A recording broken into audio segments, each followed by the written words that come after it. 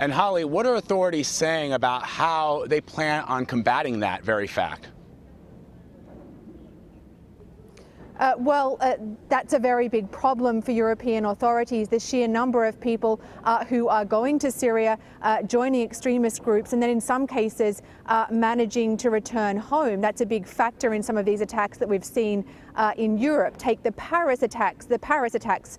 For example, some of the men involved were able to go to Syria, join or receive training from ISIS, and then come home, traveling through Europe apparently unnoticed. And in fact, one of the criticisms that is leveled at European intelligence services more generally is that they don't share enough information because they don't trust each other.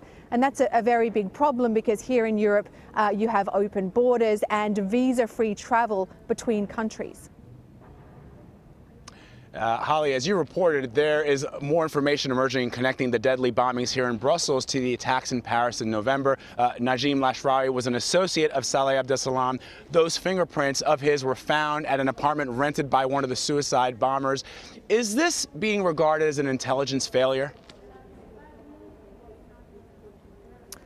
I don't think we can say that it's an intelligence failure. What we can say is that there's certainly criticism levelled at the Belgian intelligence service and European intelligence services more generally. The big question is whether this is in fact one big ISIS cell. We don't have any clear answers on that.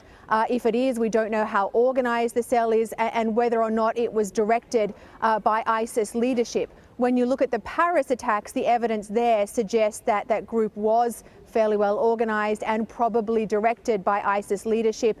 That may also be the case here in Brussels, or alternatively, it may be that they were simply inspired by the ideas of ISIS. Yeah, and Holly, I guess the problem is, and it's something that, it's hard to criticize a country which is fairly small and doesn't have a fairly large military or large police presence, because we're literally talking about hundreds of people who may be suspected jihadists, and they can't track every single person every single day. Well, and as I just said, one of the criticisms of the Belgian government is that its intelligence service is understaffed and underfunded. So that's a very big problem for them. This is a small country. It's only 11 million people, but it clearly has a very big problem with violent extremism. Holly Williams reporting for us tonight. Holly, thank you so much for your reporting. We appreciate it.